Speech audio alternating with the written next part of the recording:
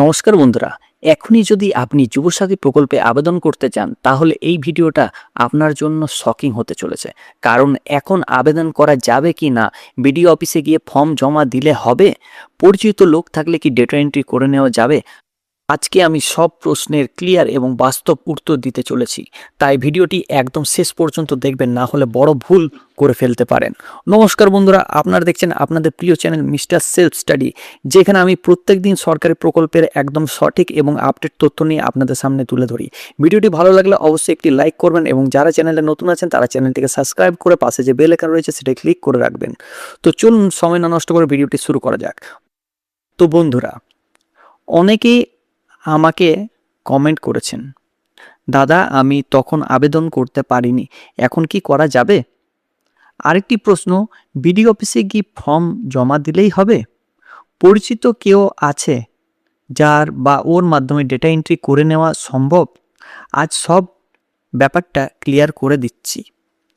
এই মুহূর্তে অফলাইন এবং অনলাইন আবেদন দুটোই কিন্তু বন্ধ রয়েছে, অর্থাৎ আপনি যুবসাথী প্রকল্পে এখন আবেদন করতে পারবেন না, কারণ অফিসিয়ালভাবে সাইট এখন ক্লোজ রয়েছে। কিছুই হচ্ছে না সাইটে, শুধুমাত্র স্ট্যাটাসও দেখা যাচ্ছে না।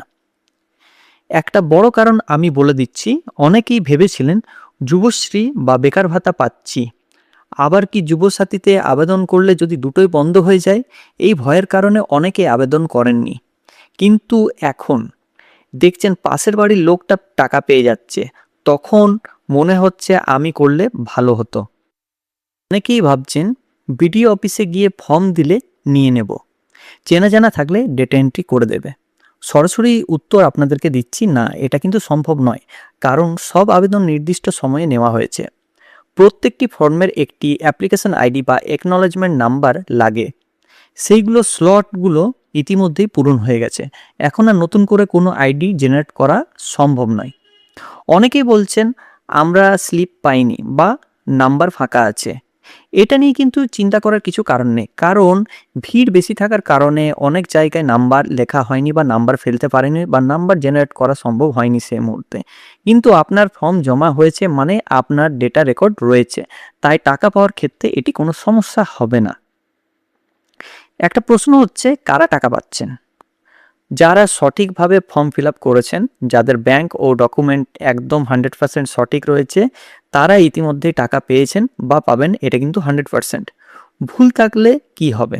দেখুন, যদি আপনার ফর্মে কোনো রকম ভুল থাকে তবে আপনাকে বিডিও অফিসে থেকে একবার কল আসবে বা এসএমএসও আসতে পারে যে আপনাকে ডেকে সংশোধন করার সুযোগ দেওয়া হবে। কিন্তু এই মুহূর্তে এটাও কিন্তু হচ্ছে না, মানে বর্তমানে সংশোধনের কাজও হচ্ছে না, সাইট পুরোপুরিভাবে বন্ধ রয়েছে। যেহেতু ইলেকশন, আপনারা জানেন ইলেকশন ডিক্লেয়ার হয়ে গেছে, তার জন্য এই ব্যাপারটা বন্ধ রয়েছে। আমরা আশা করছি খুব জলদি এই জিনিসটা যদি খুলে দেওয়া হয়, সংশোধন বা কারেকশনের দিকটা যদি সাইটের ওপেন করে দেওয়া হয়, তাহলে যারা এখনো পর্যন্ত অনেকে টাকা পায়নি, কি কারণে টাকা পায়নি সেটা কিন্তু তাদের ক্লিয়ার হয়ে যাবে এবং সবার অ্যাকাউন্টে কিন্তু টাকা ঢুকবে। আবার আরেকটা প্রশ্ন হচ্ছে সবাইকার, যে কবে আবেদন শুরু হবে?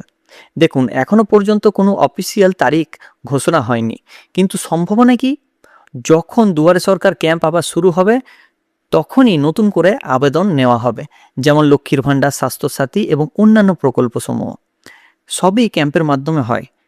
তেমনি যুবসাথী আবেদনও আবার ক্যাম্পের থেকেই শুরু করা হবে।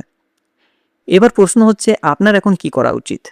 এখন কিছু করার দরকার নেই, এই মুহূর্তে শুধু অপেক্ষা করুন। নতুন ক্যাম্প এলে আবেদন করুন, অফিসিয়াল ওয়েবসাইট ফলো করে থাকুন। এবং শেষে আপনাদেরকে একটাই কথা বলবো, এখন যদি কেউ বলে যে ফর্ম দাও টাকা পাইয়ে দেবো, একদম বিশ্বাস করবেন না। এখন আবেদন কিন্তু বন্ধ রয়েছে। এই ভিডিওটি যদি আপনার কাজে লেগে থাকে অবশ্যই ভিডিওটিকে লাইক করবেন, শেয়ার করবেন, আর এই ধরনের গুরুত্বপূর্ণ আপডেট পেতে মিস্টার সেলফ স্টাডি চ্যানেলকে অবশ্যই সাবস্ক্রাইব করে রাখবেন।